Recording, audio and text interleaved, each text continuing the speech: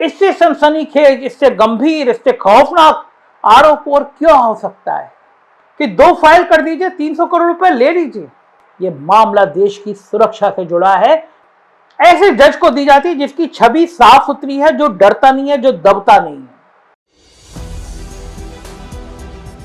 नमस्कार, मैं हूं संजय शर्मा, आप देख रहे हैं 4 PM न्यूज नेटवर्क। एक बार उच्चतम न्यायालय ने सीबीआई को तोता कहा था। इस तोते ने फिर अपना टर्क बोली निकाली है, सतपाल मलिक से पूछताछ की है। सतपाल मलिक राज्यपाल थे, मुखर राज्यपाल थे। किसान आंदोलन में उन्होंने गजब की क्रांति की थी। प्रधानमंत्री नरेंद्र मोदी पर तीखे तीखे सवाल खड़े किए थे, हंगामा मचा दिया था। कहा था कि किसानों के हित में मेरे को इस्तीफा देने पड़े तो मैं तुरंत इस्तीफा देने को तैयार हूं। सतपाल मलिक की इन बातों से लोग हैरान थे कि कोई गवर्नर इस तरह प्रधानमंत्री नरेंद्र मोदी की आलोचना कर कैसे सकता है, आलोचना करने के बाद अपने पद पर बना कैसे रह सकता है।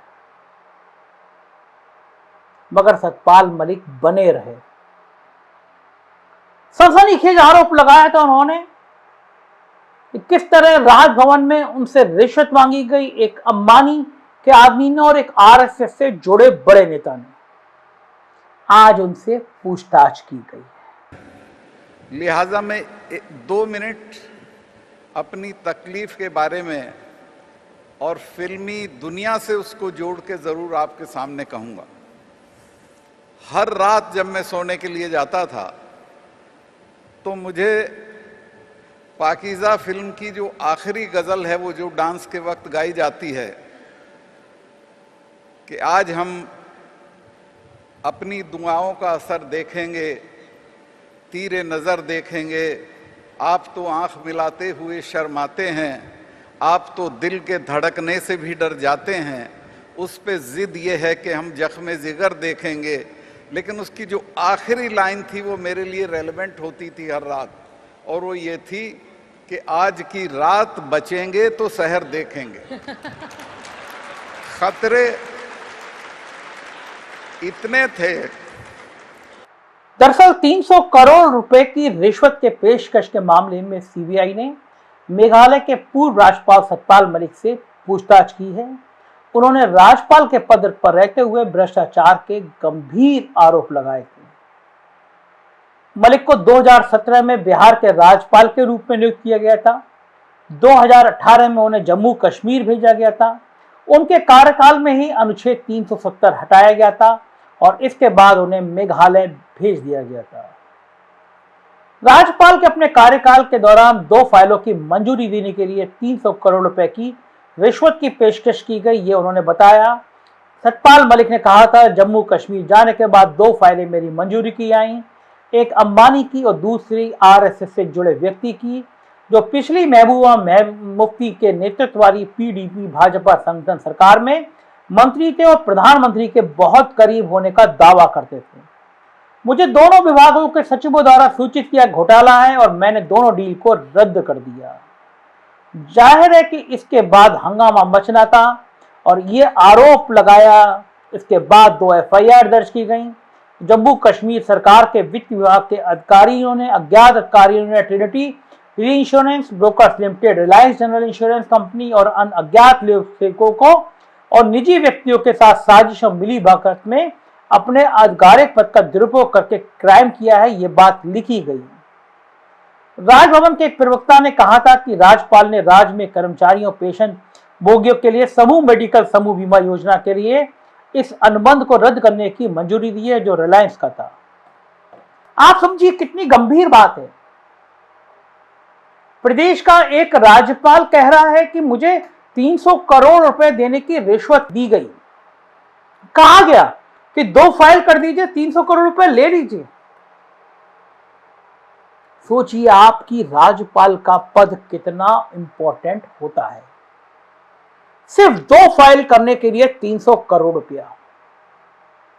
और आप क्या सोचते हैं कि अगर सतपाल मलिक कह रहे हैं कि एक आरएसएस की और एक अंबानी की, तो क्या सीबीआई की इतनी हैसियत है कि इन मामलों में ईमानदारी से वो जांच कर पाएगी?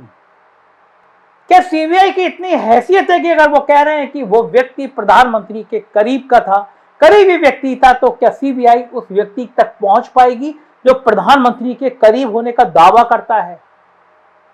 और क्या सीबीआई अंबानी और अंबानी के समूह के किसी व्यक्ति से कोई भी सवाल पूछ पाने की इस मुल्क में हैसियत रखती है जब पूरा मुल्क अंबानी और अडानी का है? देश की न्यायपालिका क्या कर रही है? इससे सनसनीखेज, इससे गंभीर, इससे खौफनाक आरोप और क्या हो सकता है? एक राज्यपाल आरोप लगा रहा है। क्यों नहीं ऐसा हुआ कि सुप्रीम कोर्ट के मौजूदा जज को यह जांच दी जाती, ऐसे जज को दी जाती जिसकी छवि साफ सुथरी है, जो डरता नहीं है, जो दबता नहीं है। क्षमा कीजिएगा सुप्रीम कोर्ट के न्यायमूर्ति, मुझे कहने पे विमर्श हो रहा है, क्योंकि जनमानस में यह छवि है कि सुप्रीम कोर्ट के कुछ जज भी दबाव में आ जाते हैं। सतपाल मलिक का आरोप छोटे मोटे व्यक्तियों पे नहीं है, एक बहुत ताकतवर लोगों पर है। लोकतंत्र के लिए यह आरोप खतरे की घंटी है। आरएसएस का बड़ा नेता जम्मू कश्मीर में कौन सी फाइल कराना चाहता था जिसके लिए 300 करोड़ रुपए की रिश्वत दी गई, यह बहुत गंभीर विषय है। जम्मू कश्मीर भारत का एक नाजुक अंग है। अंबानी की क्या हित है जम्मू कश्मीर में कि वो राज्यपाल को, सतपाल मलिक को 300 करोड़ रुपए रिश्वत देने की प्लानिंग में शामिल हो? सब कुछ सामान्य नहीं है, बहुत कुछ असामान्य है, बहुत कुछ खतरनाक है, बहुत कुछ खौफनाक है। सीबीआई ने जो कारनामे दिखाए हैं, जिसकी सत्ता होती है उसके आगे शरणबंद होने का जो नायाब नमूना पेश किया है देश में, उसके बाद किसी को भरोसा नहीं है कि सीबीआई ईमानदारी से जांच कर पाएगी। जरूरी है एक सिंगल जज सुप्रीम कोर्ट का या सुप्रीम कोर्ट के 3 जजों की, एक मौजूदा जजों की बेंच जांच करे ये आरोप क्या है, 1 महीने के अंदर रिपोर्ट देश के सामने रखे। कौन 300 करोड़ रुपए जो रिश्वत देने जा रहा है, वो कितने हजार करोड़ का क्या काम कराना चाहता था राज्यपाल से, ये देश को जानना बहुत जरूरी है। सीबीआई की जांच सालों तक चलती रहेगी, चलती रही है। नेताओं के मामलों में, बड़े ताकतवर लोगों के मामले में सीबीआई सालों तक जांच करती रही है। यह मामला देश की सुरक्षा से जुड़ा है, क्योंकि जम्मू कश्मीर का हर मामला देश की सुरक्षा से जुड़ा है। मुझे यकीन है कि इसमें बहुत जल्दी फैसला होगा। देश जानना चाहता है कि इसमें क्या होगा। हम निगाह बनाए रखेंगे। आप देखते रहिए 4PM न्यूज नेटवर्क। यही चैनल है जो इतनी करी करी और खुल के बोलेगा। अगर आपको उत्तर प्रदेश की खबरें देखना हो तो हमारा चैनल 4PM यूपी, और बिहार की देखना हो तो 4PM बिहार सब्सक्राइब करिए। शुक्रिया।